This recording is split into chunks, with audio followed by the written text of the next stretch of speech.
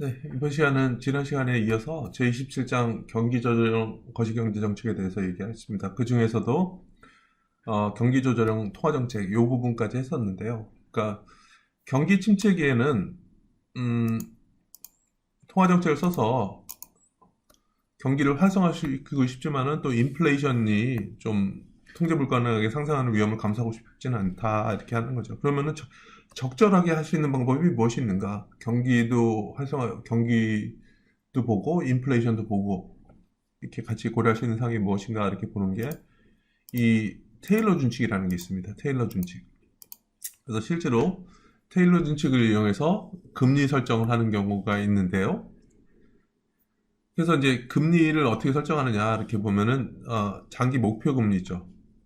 그러니까 목표 금리예요. 목표 금리가 있고 그다음에 거기다가 1.5 곱하기 실제 인플레이션과 목표 인플레이션과의 차이. 그다음에 0.5 곱하기 그 생산갭이라는 것은 뭐냐면 실제 GDP에서 장기 GDP겠죠? 추세 GDP와의 퍼센테이지 차이 이렇게 되는 거죠. 정리하면은 여기서 뭐 금리라는 것은 그냥 목표 금리에다가 1.5 실제 인플레이션과 타겟 인플레이션 차이, 그 다음에 0.5 곱하기 이렇게 하면 되는 거죠. 그거에 따라서 이제 우리가 그 중앙은행이 금리를 몇 퍼센트를 정해야 되느냐 이렇게 볼 수 있는 거죠. 그래서 어, 타겟이 있고 그 다음에 1.5 실제 인플레이션과 타겟 인플레이션 차이,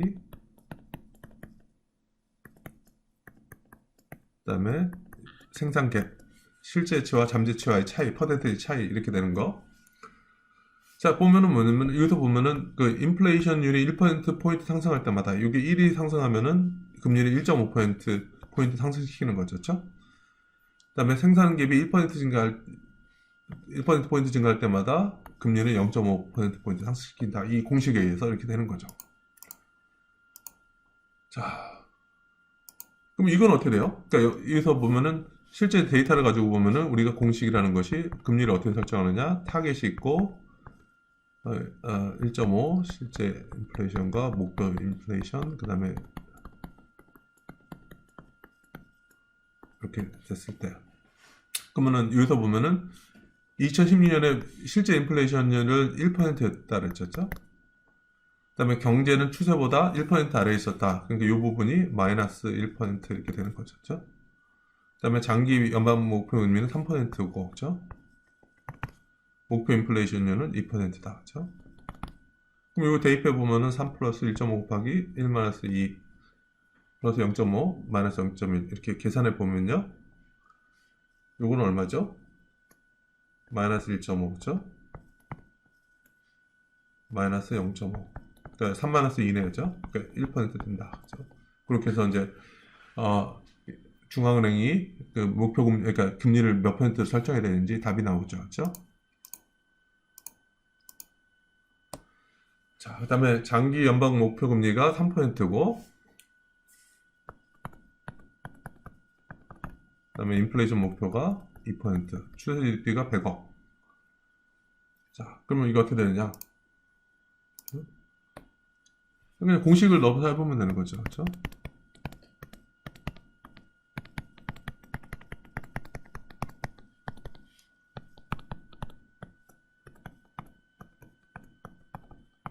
이게 테일러 룰이라고 얘기를 하는데, 자, 그러면 이거 어떻게 돼요?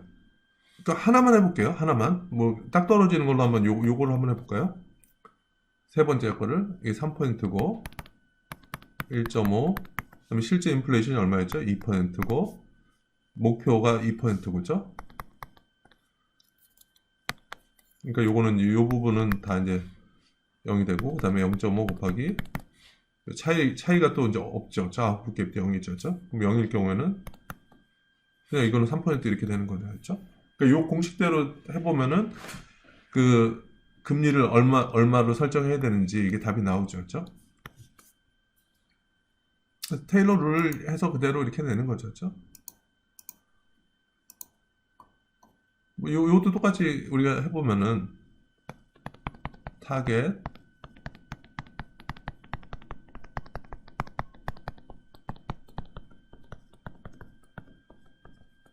그렇죠? 퍼센테이지로 이걸 퍼센테이지 따져보면은 일단은 세 번째 것만 해볼게요. 세 번째. 세 번째는 뭐 이렇게 첫 번째 것만 해볼까요? 그러면 타겟이 3%고 그다음에 실제 인플레이션은 2%고 인플레이션 타겟은 2%니까 이 부분은 그냥 0이 되겠네요. 근데 요거는 실제와 추세로 봤을 때 마이너스 4% 정도 되는 거죠. 그렇죠? 아웃풋 갭이 마이너스 4% 되니까 이게 마이너스 4가 되니까 3 마이너스 0.5%에서 하는 2죠. 그렇죠? 그러면 1%가 돼야 되겠죠? 이렇게 해서 이 테일러 준칙에 의해서 이렇게 된다. 실제로 이제 이런 걸 참조하는 경우 중앙은행이 많죠. 그렇죠? 이런 식으로 해서 그 경기 변화와 인플레이션 변화를 동시에 고려해가지고 그 금리를 이렇게 설정한다. 이렇게 할 수 있는 거죠. 그렇죠? 그래서 여기까지가 이제 통화 정책에 대해서 얘기를 했었고요. 그래서 통화 정책이라는 것은 주로 이제 그 준비금을 변화시키고 이에 따라서 금리를 변화시킴으로 인해서 경기에 영향을 주려고 하는 것들이 경기 조절형 통화 정책이다 이렇게 하는 거죠. 재정 정책이라는 것은 또 G하고 T에 해당되는 거죠. 정부 지출과 조세, 세금, 그렇죠? 그래서 경기 조절형 재정 정책은 의회에서 통과되고 행정부에서 집행된다. 그러니까 엄밀하게는 이제 예산 같은 경우라든지, 그렇죠? 예산 같은 경우는 이제 기재부 우리나라 같은 경우는 기획재정부에서 세팅을 해가지고 의회에서 이제 의회 의결을 받아서 이제 집행이 되는 거죠, 그렇죠? 자, 확장적 재정 정책은 경기 침체기에 그렇죠? G를 늘리거나 세금을 깎는 거죠. 그래서 경기를 활성화시키기 위해서 정부가 지출을 늘리거나 세금을 인하한다, 그렇죠? 긴축적이라는 것은 경기가 과열됐을 때 경기를 좀 쿨다운 시키기 위해 냉각시키기 위해서 좀 정부 지출을 줄이거나 세금을 올리는 거죠, 그렇죠? 그래서 여러분들 쉽게 알 수 있는 거고요. 그래서 자동적인 경기 조절 요소들을 이건 뭐냐면은 그냥 상황에 따라서 자동적으로 변해요. 그죠? 자동으로 경기 변동분을 부분적으로 상승시키기 위한 재정 정책의 요소들이며 예를 들어서 실업보험, 현물보조 등이 해당된다. 이게 왜 자동적인 경기 조절 요소냐? 네. 경기가 침체가 되면요. 그러면은 실업이 증가하죠. 그죠? 경기 침체라는 것은 이렇게 그러면은 말 그대로 Y가 감소하는 거니까 총생산 또는 총소득이 감소하니까 실업이 발생을 하죠. 자, 그러면 실업보험으로 보조해지죠. 그러면은 실업자들의 소득이 좀 증가하죠. 그러면서 좀 경기를 어느 정도 부양시키는 요소들이 되는 거죠.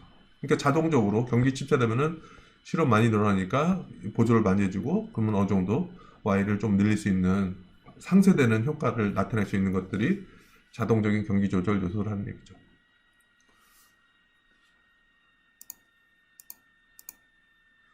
재량적 경기 조절 요소는 뭐냐면 자동으로 이렇게 그러니까 경기 위축 시에는 경기를 부양시키게 하고 경기가 과열됐을 때는 좀 경기를 쿨다운 시키게 할 수 있는 그런 자동적으로 조절 요소가 아니라 이거 재량적인 것들은 인위적으로 하는 거죠.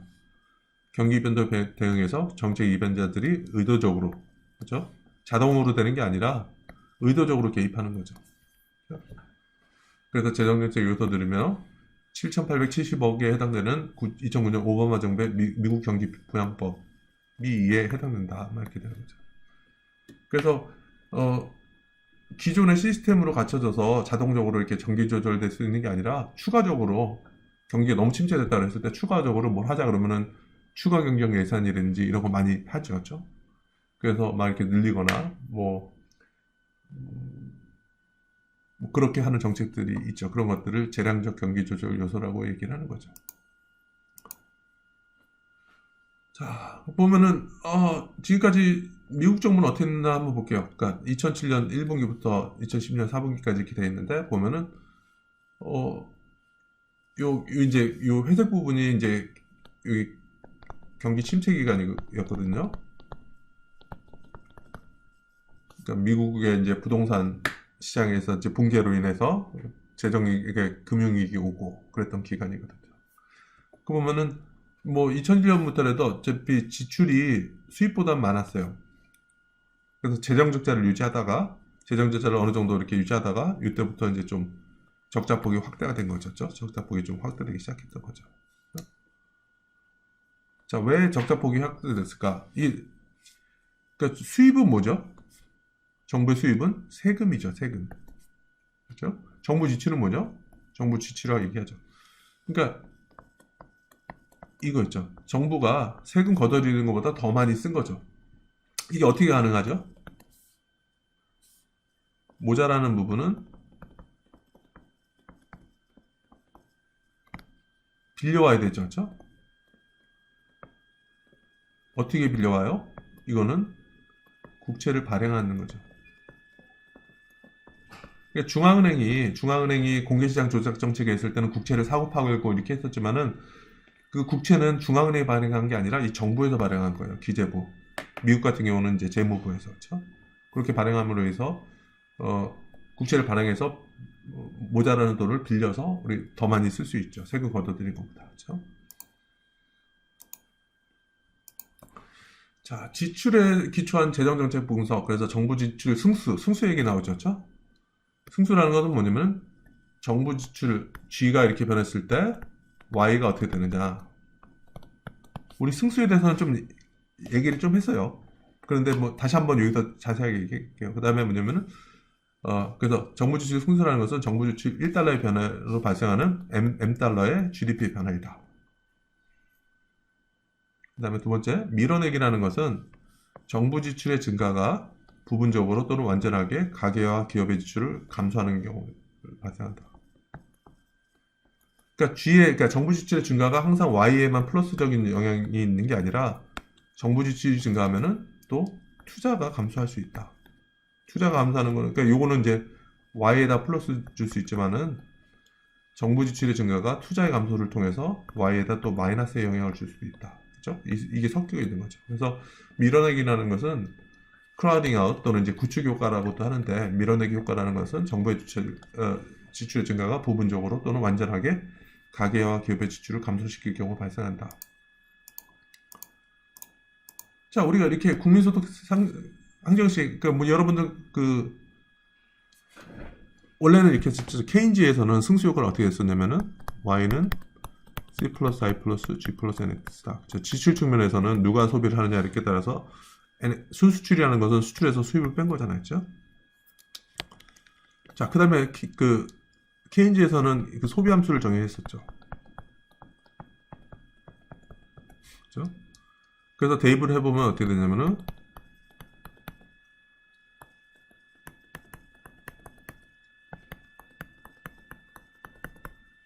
그렇죠. 그래서 Y가 왼쪽에도 있고 오른쪽에도 있으니까 정리해서 하면은 나머지 부분 이렇게 있고, 그럼 Y라는 것은 결국 어떻게 되냐면은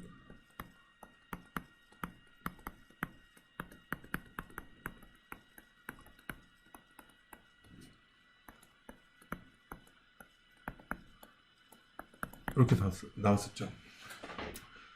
자, 만약에 그러니까 여기서 한번 볼게요. 알파2가 만약에 0.9다. 여기 이 알파2가 뭐라 했죠? 한계 소비 성향이라고 했어요. 자, 한계 소비 성향이라는 건 뭐냐면은 이게 뭐였어요? Y-T가. Y는 소득이고 T는 세금이죠. 그렇죠? 그러니까 세후 소득 또는 가처분 소득이죠. 그렇죠?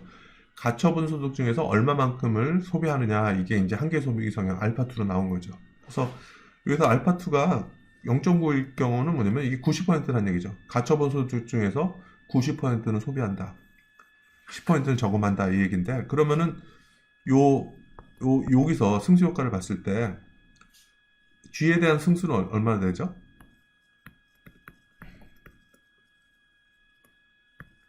승수는 뭐냐면 요 앞에 G 앞에 있는 요거죠. 그렇죠?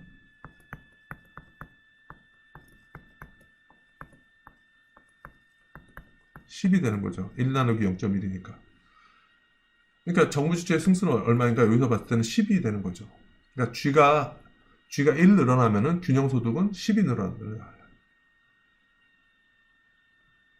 자, 그러면은 이 T의 승수는 어떻게 될까요? 우린 지금까지 정부 지출의 승수만 봤었는데 T의 승수는 얼마 될까요? 여기서 T 승수 합표를 보면 이렇게 돼 있어요. T의 승수는 뭐냐면은 0.9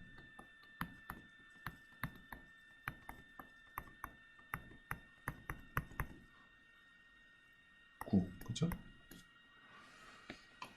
자, 이게 사실은 보면은 좀 재밌는 결과가 나오는데 정부가 경기를 부양하기 위해서 두 가지 방식을 쓸 수가 있어요.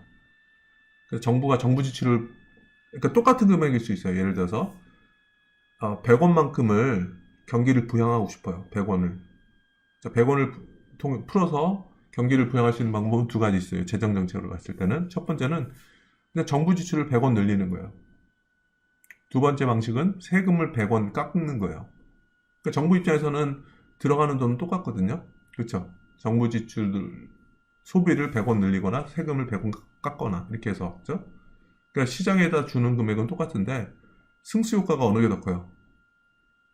정부 지출 승수는 10이고 조세 승수는 9예요. 그러니까 마이너스니까 깎아주면은 이제 T를 깎아주면 세금을 깎아주면은 경제에는 플러스적인 영향을 미치겠죠. 그렇죠? 여기서 답은 뭐냐면은 정부 지출을 100원 늘리는 게 세금을 100원 깎아주는 것보다 더 승수가 더 크게 나타난다 이 얘기 되는 거죠. 왜 그럴까 생각하면요. 정부 지출 같은 경우는 정부 지출 이걸 100원어치 쓴다 그러면은 100원어치 쓴다는 얘기는 이건 다 소비를 하는 거죠. 그렇죠? 다 소비를 하는 건데 세금을 100원 깎아주면 어떻게 되죠? 요 소비 함수를 보세요. 세금을 100원 깎아준다 해서 소비가 100원이 딱 늘어나는 게 아니라 이 한계 소비 성향 때문에 100원 깎아준 거에 알파2만큼이 소비가 늘어나요. 무슨 얘기인지 알겠죠? 가처분 소득 앞에 여기에 T가 있으니까 그렇죠? 그러니까 T를 100원 깎아줘도 소비가 100원 늘어나지 않고 한계 소비 성향 때문에 100원보다 적게 소비를 한다는 얘기죠. 그러니까 승수 효과가 작아지는 거죠. 하여튼 뭐 그러니까 이렇게 좀 얘기를 하고요. 그래서 여기서는 그냥 아주 간단한 수식을 한 거죠. 항정식 이렇게 돼 있는데 G가 1 늘어났어요. G가 1 늘어났더니 그냥 Y도 1 늘어났더라. 그러면은 이거는 승수는 딱 1이죠. 그죠? G가 1 늘어났더니 Y가 1 늘어났더라. 그죠? 그래서 이거는 1이죠. 근데 두 번째는 뭐냐면은 G가 1 늘어났더니 소비도 1이 늘어나서 전체적으로 2가 늘어났다. 그러면은 2가 되는 거죠. 그렇죠? 이렇게 2가 되는 거고. 세 번째는 뭐냐면 G가 1이 늘어났더니 소비도 1이 늘어나고 투자도 1이 늘어나서 전체적으로 3개가 늘어났다. 그러면 이게 승수는 3이죠. 그렇죠? 그렇죠? 그래서 보면 지출에 기초한 재정정책의 옹호자들은 정부 지출 승수는 1과 2 사이이고 특정한 형태의 정부 지출은 승수가 3까지 나타날 수 있다고 믿는다. 그렇죠?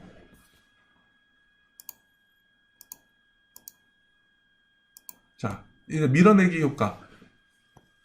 이거 그러니까 밀어내기 효과라는 것이 G의 증가가 투자나 이런 걸 감소시킬 수 있어서 완전한 승수 효과가 안 나타날 수 있다는 얘기거든요. 그러니까 여기서 뭐냐면은 밀어내기 효과가 발생하는 상황에서 G의 1의 증가. G가 정부 지출이 1이 늘어났더니 투자가 1이 감소했다는 얘기죠. 그럼 어떻게 돼요? Y는 변화가 없죠. 그렇죠? 그러니까 G가 1 늘어났더니 투자가 1이 감소해가지고 Y의 변화는 없더라. 승수가 0이 되는 거죠. 그렇죠? 0이 되는 거죠. 그래서 승수가 효과가 없을 경우에는 정부 개입이 별로 의미가 없다 이렇게 하는 거죠. 그래서 재정정책 비판자들은 이러한 밀어내기 효과를 강조하고 정부의 지출 승수는 1보다 훨씬 작으며 심지어 0에 가까울 수 있다고도 주장한다는 얘기죠. 그러니까 승수 효과가 크면은 정부 개입이 정당화되지만은 승수 효과가 아주 작거나 별로 영향이 없으면은 효과가 없으면은 정부 개입하는 것이 불필요하다 이렇게 얘기를 할 수 있는 거죠. 그렇죠? 이 밀어내기 효과가 그러니까 승수 효과가 있느냐 없느냐. 그다음 밀어내기 효과는 좀 이따 제가 어떤 사례를 들어서 좀 얘기를 할게요. 자, 승수가 어떻게 되냐? 크냐 작냐? 근데 아까 얘기했던 것처럼 우리가 경기 침체기에는 확장적 정책을 써서 정부를 좀 경기를 부양시키려고 하고, 경기가 아주 좋았을 때는 좀 경기를 위축시켜서 좀 경기를 냉각시키고 싶어 한다 그랬잖아요. 이 승수효과는 뭐냐면은, 그래서 승수효과가 크냐 작냐, 질문이 뭐죠? 이게 승수효과가 크나 작냐, 별로 효과가 없느냐 이렇게 얘기했지만은, 여기서 뭐냐면은 경제학자들도 어느 시나리오가 맞는지 큰지 작지에 대해서 정확하게는 모른다. 그러나 이거요. 경기가 위축되는 상황에서는, 경기가 침체됐을 때는, 경기 침체라는 게 뭐예요? 공장 가동률로 따져보면은, 경기 침체 같은 경우에서 공장 가동률로 따져보면은 막 50%밖에 안 되는 거예요. 그러니까 경기가 침체돼서 생산도 수요도 별로 없고 그래가지고 공장 가동률이 50%밖에 안 되는 거예요. 그랬을 때 정부가 확 개입해보면은 공장 가동률이 뭐 60%, 70%, 80%, 거의 100%까지 올라가면서 경기가 확 올라가서 승수효과가 되게 클 수 있다는 얘기죠. 그러니까 경기가 침체된 데에는 승수효과가 되게 클 수 있다는 얘기죠. 그런데 뭐냐면은 경제 성장률이 잠재 성장률과 유사할 경우, 근데 이미 잠재 성장률은 뭐라 했어요? 우리가 총공 분석했을 때 장기 총국곡선은 이 경제가 아주 정상적인 수준에서 자본과 노동을 충분히 다 사용했을 때 생산하는 그 상황이라 그랬죠. 그러니까 잠재 성장률이라는 것은 거의 공장 가동률이 거의 풀에 가까운 거죠. 100%에 가까운 거죠. 그때는 정부가 추가적으로 개입하더라도 별로 추가적인 경제에 미치는 영향은 없겠죠. 그렇죠? 그렇죠. 그러면 여기서는 어떤 결론이 나오겠어요?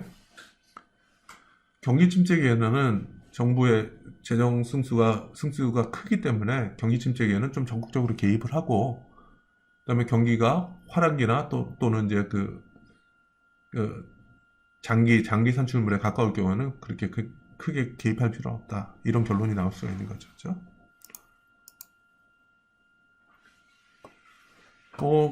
뭐 경기부양법에서 정부가 개입을 한 거죠. 이게 정부 지출이 된 거죠. 그렇죠? 이게 1200억이 정부 지출이 된 거죠.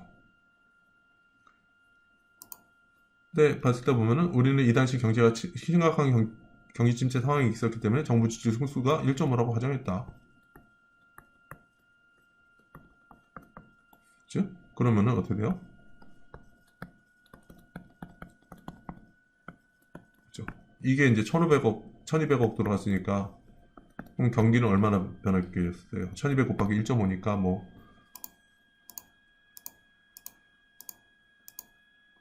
그렇죠? 1800억 정도 이렇게 그러니까 Y가 증가했다는 얘기죠. 또는 뭐냐면은 이 미국 전체 GDP가 14조 정도였으니까 14조 중에서 그 GDP가 1800억 정도 증가했으니까 GDP의 한 1.3% 정도 기여를 했다, 이렇게 얘기를 할 수 있는 거죠. 조세 성수는 어떻게 되느냐? 아까 얘기했었죠? 다시 한번 할게요. 케인즈 입장에서는 우리가 C 플러스 I 플러스 G 플러스 NX였고, 소비라는 것은 이렇게 결정된다. 그렇죠? 가처분 소득의 함수다. 그 다음에 알파2라는 것이 한계 소비 성향. 그러니까 세후 소득 중에서 또는 이제 가처분 소득 중에서 얼마만큼은 소비하느냐 비율이죠. 자, 그래서 우리가 어떻게 했었죠? C를 여기다 대입을 해가지고, 그렇죠?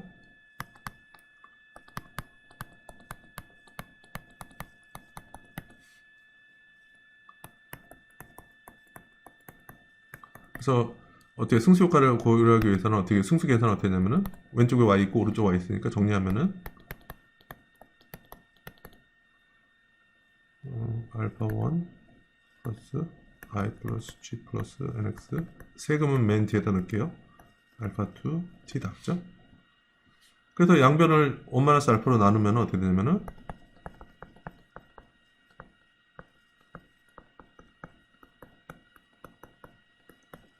마이너스 알파 2 1-알파 2 T다. 이게 이제 조세승수라는 거죠. 그러니까 어떻게 되냐면은 여기서 보면 첫 번째 시장에서 조세가 1달러 인하했더니 세금을 1억 깎아줬더니 소비가 1이 늘어났더라. 그러면은 이렇게 됐을 경우에는 뭐냐면은 뭐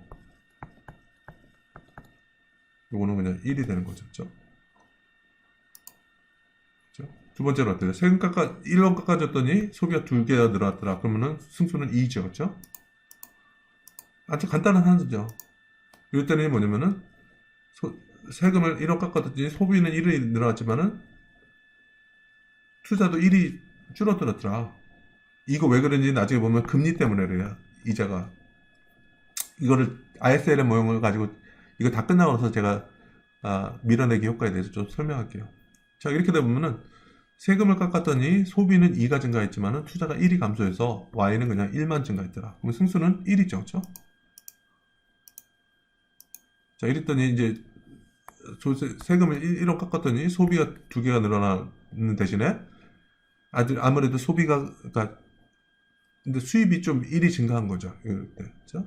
그랬을 경우는 Y는 그냥 1만 증가해서 이것도 승수가 1이 되는 거죠. 그렇죠? 자, 보면은 승수가 1인 경우도 있고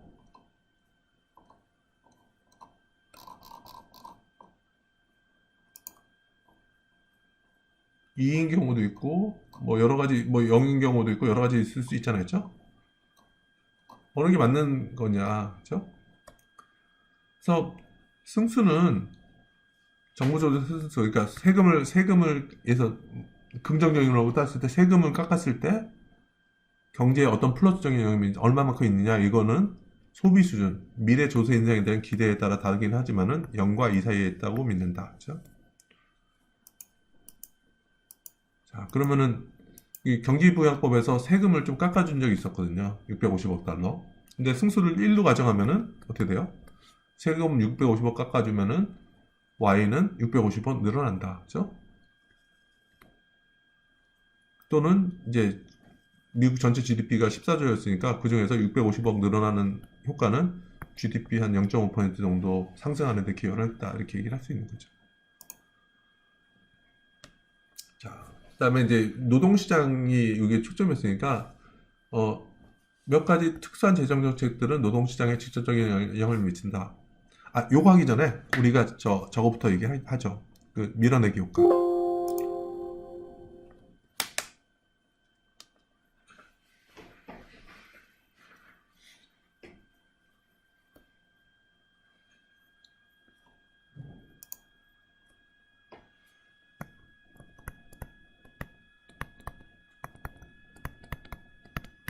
그러니까 영어로 얘기하면 크라우딩 아웃, 이런 단어도 영어로도 좀 많이 쓰거든요. 크라우딩 아웃 효과라고 얘기를 하는데, 밀어내기 효과라는 게 뭐냐면 정부 지출의 증가라는 것이 투자의 감소 등을 유발시키는 거죠. 자, 어떤 건지에 대해서 좀 얘기할게요. 우리가 ISLM 모형을 좀 설명해야 되는데, 이거는 ISLM 모형은 여러분들 그 e캠퍼스 가셔가지고 그 총수 총국할 때 ISLM에 대해서도 간단하게 하긴 했었거든요. 근데 정확하게 좀 IS 모형을 좀 먼저 해볼게요.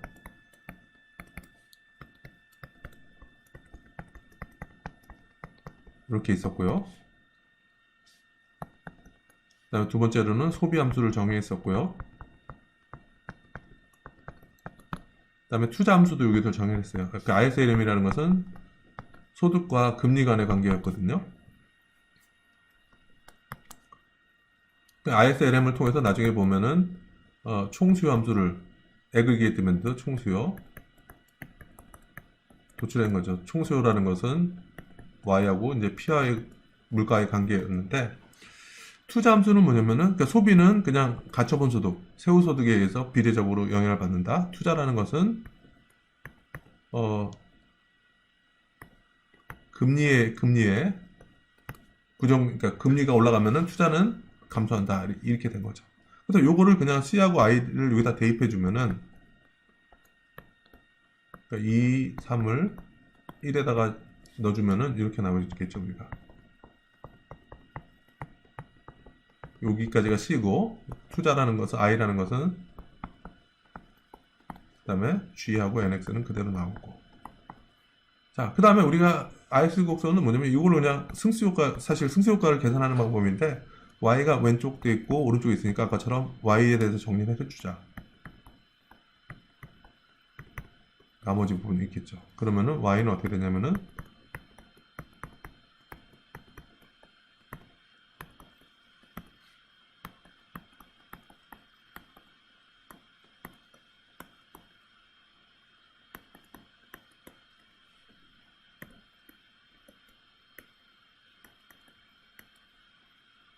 이렇게 된 거죠. 그렇죠?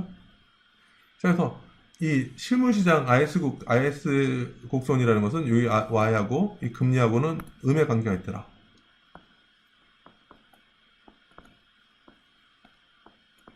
자, IS 곡선이 이렇게 나오고요. LM 곡선이라는 것은 화폐시장 규정인데 케인지 화폐 수요 이론. 그러니까 화폐를 여러분들 주머니에 있는 지갑에 있는 돈이라고 생각했죠. 하라 그랬죠. 그러면은 화폐 수요라는 것은 이렇게 할 수 있다는 얘기죠. 소득에는 비례해서 수요가 늘어나고 그 다음에 금리가 올라가면 여러분들이 지갑에 돈을 덜 꽂고 다닌다. 그렇죠? 근데 이제 균형에서는 우리가 그러니까 이거는 화폐 시장 규정이니까 수요나 공급이랑 같으니까 그렇죠? 수요나 공급이랑 같으니까 이렇게 좀 수요 함수를 그러니까 D라는 거를 이제 없애버리고 재정리하면 이렇게 되는 거죠. 그렇죠? Y는 어떻게 돼요?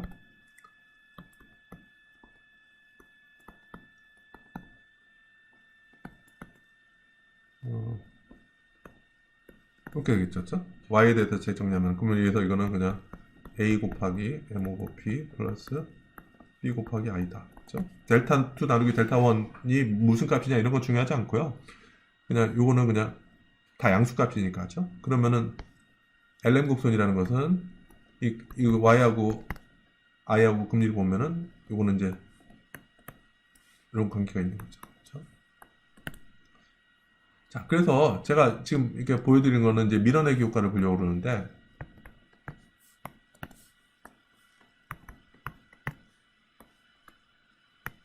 이렇게 나와요. 자, 만약에 G가 증가하면 어떻게 되나? 초기 그냥 1에서 G가 증가하면 G는 뭐냐면 IS 곡선에서 여기 G가 있죠. 그렇죠? 여기 G가 증가하면 어떻게 되죠? 금리가 변하지 않을 경우에 G가 증가하면은 Y가 증가하죠. 그죠? IS 곡선에서. 이거는 이제 IS 곡선인데 G가 증가하면은 Y도 증가하죠. 그러니까 이 IS 곡선이 오른쪽으로 이동을 해요. 그래서 만약에 금리가 변하지 않을 경우에는 여기까지 와요. 여기까지. 그래서 1에서 2로 가는 거는 이제 승수 효과가 발생하는 거죠.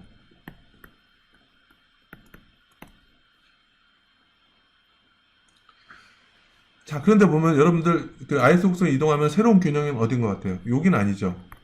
IS 곡선하고 LM하고 만나는 요 점이 점 3이 균형이거든요. 그러니까 1에서 그러니까 IS 곡선이 이렇게 수평적으로 그러니까 이동할 경우 승수 효과만 고려했을 때는 이게 1에서 2로 하죠. 그런데 어떤 문제가 생각하냐면은 G가 증가하면은 Y가 증가해요. 그렇죠? 일단은 왜냐면은 여기서 본 것처럼 G가 증가하면은 Y가 증가해요.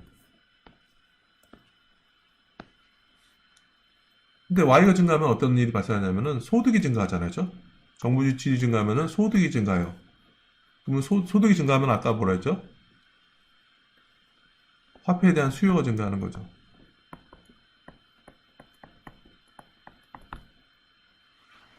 그러니까 뭐죠? 여러분들 수요라는 게 뭐였죠? 여러분들 화폐 수요라는 것이 여러분들 소득이 늘어나면은 화폐 수요가 증가한다는 얘기죠. 그렇죠? 자, 그럼 화폐 수요가 증가하면 어떤 일이 발생하느냐? 우리가 아까 그 통화정책, 제도정책 했을 때 그림처럼 화폐에 대한 수요가 있고 공급이 있죠. 그렇죠? 근데 화폐에 대한 수요가 증가하면은 그래서 금리가 올라가요. 금리가.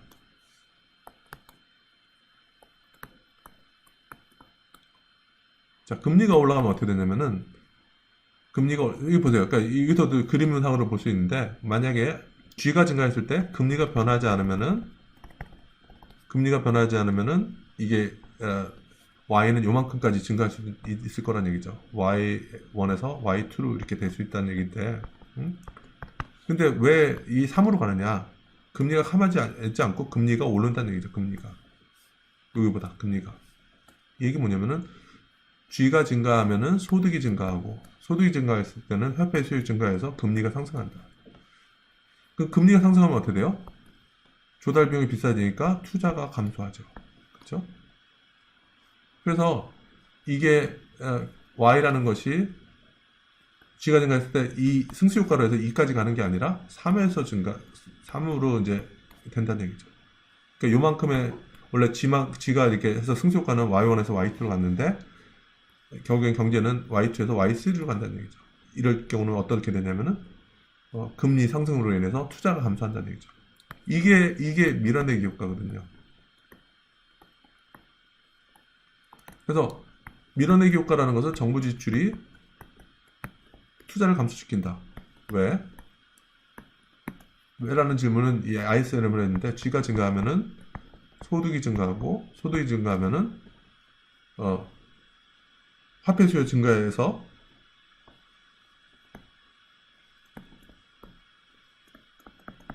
결국에는 금리가 상승한다는 얘기죠. 금리가 상승해서 투자가 떨어진다. 그러니까 중간에 왜 이렇게 되면은 G가 증가하면 여기서 중간에 뭐냐면은 금리가 상승을 해서 투자가 감소한다. 이런 거 밀어내기 효과가 되는 거죠. 완전 밀어내기라는 것은 이렇게 되는 거죠. Y는 이렇게 됐고 IS 곡선은 이렇게 돼 있는데 LN 곡선이 수직이에요. 그냥. 이럴 경우에는 IS 곡선이 이렇게 하더라도 그러니까 금리가 변하지 않는다 그러면은 Y1에서 Y2로 이렇게 변하겠죠. 그렇죠? 그런데 금리가 이렇게 했을 때 LN 곡선이 수직일 경우에는 이 얘기 뭐냐면은 이렇게 Y가 증가했을 때 금리가 엄청나게 올라가는 거죠. 그래가지고 처음이랑 따졌을 때 Y가 변하지 않는 경우도 있거든요. 이랬을 때는 뭐냐면은 Y가 100이 올라가면은 LN 곡선이 수직일 경우에 그냥 투자가 100이 감소해서 실제로는 Y에는 변화가 없다. 이렇게 되겠죠. 완전 밀어내기라는 게. 그렇죠? 그래서 밀어내기 효과라는 거가 발생하는 이유는 밀어내기 효과가 발생하는 이유는 정리하면은 이게 G가 증가하면은 금리가 상승해서 그렇죠? 그래서 정부 지출의 증가는 금리를 상승을 해서 투자를 감소시킨다. 그렇게 될 수 있다는 거죠.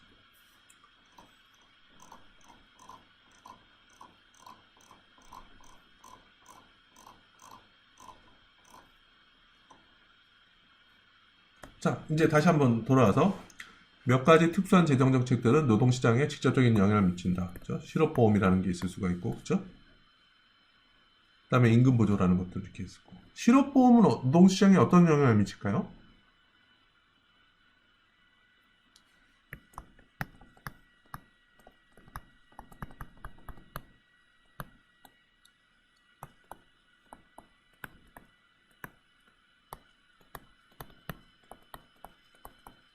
그렇죠. 실업보험이라는 것은 실업자가 되더라도 정부에서 돈이 나온다.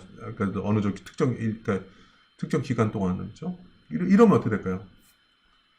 예를 들어서 여러분들이 그러니까 직장 다닐 때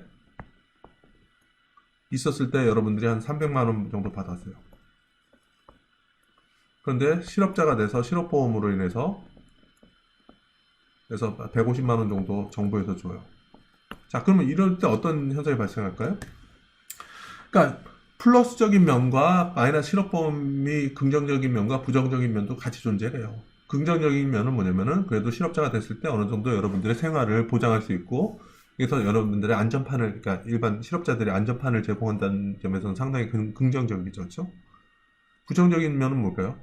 만약에 직장 다닐 때 300만 원 얻고 실업보험 받을 때 150만 원 받을 때 보면은 이 150만 원에 만족하는 경우도 있을 수가 있어요. 그래서 실업보험이 나올 때까지는 구직 활동에 대해서 아주 열정적으로 안 하는 경우도 생길 수가 있죠. 그렇죠? 그런 것 같은 경우는 이제 노동에 대해서 공급 있잖아요. 공급 곡선에 어떤 영향을 줄 수도 있죠. 그렇죠?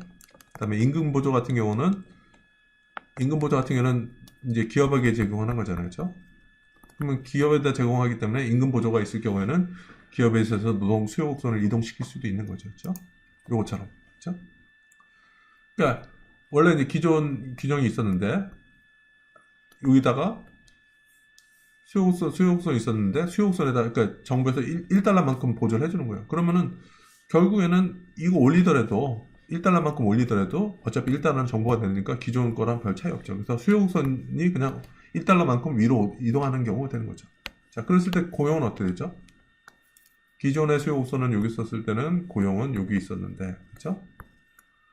1달러 주문을 해서 이제 수요곡선이 좀 이렇게 이동을 하면은 고용이 늘어나죠. 그렇죠?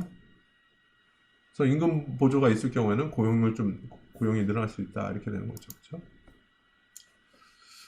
재정 정책 같은 경우는 뭐 그래서 어떤 경제에 영향을 줄 수도 있긴 하지만은 어, 문제점도 존재를 하는 거죠. 일단 정책 낭비 같은 거. 뭐 쪽지 예산이라고 있죠.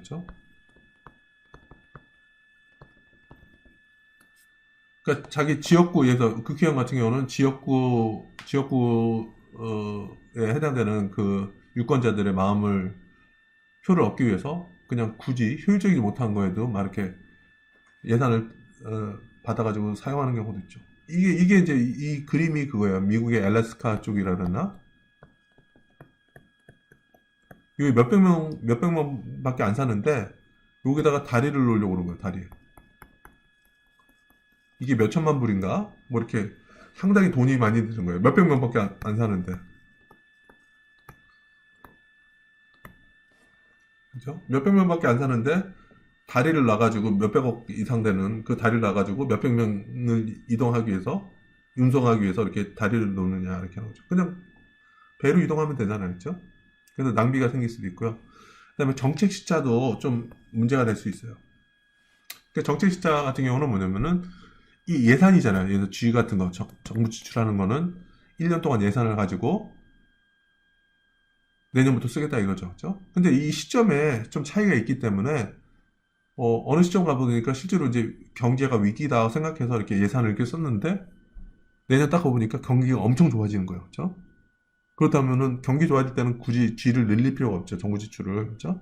그래서 시차가 발생할 수도 있죠. 그러니까 시차 같은 경우도 뭐 여러 가지 있죠. 뭐 문제를 파악하는 데도 시간이 걸리고. 그렇죠?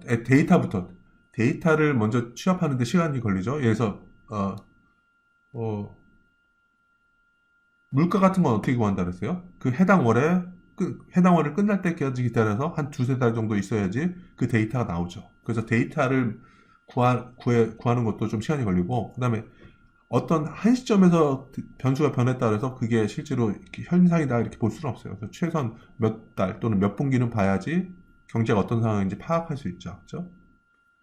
그러니까 그 파악하는데, 그러니까 데이터를 구하는데도 시간이 걸리고, 어떤 현상을 파악하는데도 시간이 걸리고, 그 다음에 그럼 문제를 파악했다 그러면은 실제로 그 예산을 올려가지고 국회에서 통과하고 막 그런데도 시간이 걸리고 그러다 보니까 좀 나중에는 좀 뒷북치는 현상이 발생할 수도 있어요. 예를 들면 이런 거죠.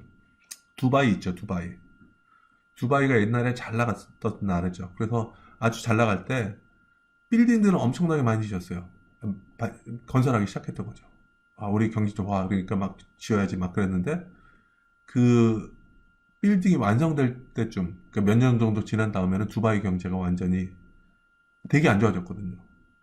그러다 보니까 이게 현재 인식하는 시점과 그때 시점과의 차이가 있기 때문에 좀 재정정책에서는 좀 이런 정책 시차의 문제도 생길 수 있다. 그런데 통화정책 같은 경우는 재정정책보다는 되게 시차가 짧아요. 왜냐면은 그 통화정책 같은 경우는 매달 결정하거든요. 그래서 하겠다 그러면 바로 집행할 수가 있어요. 그래서 정책 시제 같은 거는 좀 통화정책은 좀 덜하죠. 그래서 뭐 정부 지출이 얼마나 GDP에 영향을 주느냐, 그렇죠?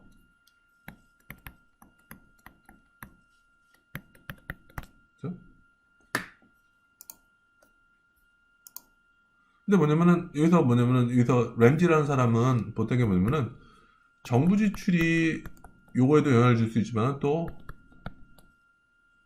이 소득이라는 게 GDP라는 것이 또 정부 지출 규모를 야기시킬 수 있잖아요. 그러니까 G도 Y에도 영향을 주고 Y도 G에도 영향을 주니까 순수하게 G의 효과를 파악하는 게 어려울 수 있잖아요. 그래서 이 내생성 문제가 생길 수 있다는 얘기죠. 그래서 뭐 해외에서 발생한 사건에 의해서 발생하는 임의적인 정부 지출의 변화를 파악했다. 그래서 결국에는 뭐냐면은 그냥 순수하게 요 효과만을 파악할 수 있는 이벤트를 해서 측정을 했다는 얘기죠. 해봤더니 0.6에서 한 1.2 사이다. 그죠? 이렇게 뭐 나온 게 있었고요. 여기서 봤을 때 보면은 이제 혼합된 정책이 있어요. 일부 경기조절형 정책들은 재정정책과 통화정책을 혼합한 형태로 보인다. 재정정책은 뭐였죠? G를 늘리거나 T를 그러니까 정부 지출을 쓰거나 세금을 조절하는 게 재정정책이겠죠. 통화정책은 뭐였어요? 근본적으로 준비금을 변화시키는 거였죠. 그렇죠? 준비금 시장에서 금리가 있고 준비금 공급과 수요가 있었는데 준비금 공급을 변화시킴으로 해서 금리를 변화시키고 막 이렇게 됐던 통화 정책이었잖아요. 그러니까 재정 정책 중에 또 하나는 뭐냐면은 그러니까 부실 기업 지원 같은 것도 재정 정책에 들어가 있어요. 부실 기업. 그러니까 예산으로 부실한 기업들에 대한 지원 같은 것도 사실은 재정 정책에 들어가 있거든요. 자, 그러면은 혼합형 형태. 그러니까 재정 정책과 통화 정책의 경계가 모호한 정책들이 있어요. 그러니까 부실 자산 구제 프로그램. 요거는 원래는 재정 정책이거든요. 예산을 가지고 우리 그래도 부실 자산에 대해서 좀 지원을 해주자. 이게 재정 정책이었어요. 근데 결과적으로 어떻게 되냐면은 이 부실 프로그램이라는 것은 뭐냐면은 은행을 안정시키기 위해서 재무부가 7천억을 사용할 수 있도록 허용했다는 얘기죠. 그러니까 결국에는 돈을 썼는데 이게 뭐냐면 은행으로 들어가서 은행의 준비금을 변화시킨 거죠. 그러니까 실제로 은행의 준비금 변화시키는 건 뭐였죠? 통화 정책을 통해서 가장 큰 게 뭐였죠? 공개시장 조작 정책. 그래서 중앙은행이 국채를 사고 팔므로 인해서 준비금을 조절하는 게 그게 통화 정책이었는데 여기서는 돈은 정부 지출에서 나왔는데 이것이 은행으로 가서 결국에는 은행의 준비금을 변화시키려 하는 거니까 이게 재정정책과 통화정책이 약간 혼합이 된 거죠. 경계가 모호해졌죠. 그렇죠? 그래서 이런 것들이 자본학 측에서 사용되고 뭐 이렇게 준비금 이렇게 했던 게 좀 경계가 좀 모호했었다는 얘기죠. 그렇죠? 그냥 일반 기업들에 지원해 주는 거는 그냥 재정정책이라고 할 수 있는데 재정정책 그렇죠? 그런데 이 재정정책 정부 지출로 인해서 은행에 지원해 주는 거는 원래는 그렇게 안 했던 거죠. 원래는 은행의 준비금을 변화시키는 거는 통화정책, 그렇죠? 그 국채를 사고 파는 공개시장 조작 정책을 통해서 이렇게 준비금을 변화시키는데 이 경기가 좀 모호한 게 있었다는 얘기죠. 네. 네, 그래서 이상으로 27장 경기조절형 거시경제 정책에 대해서 이야기를 마치겠습니다. 네, 감사합니다.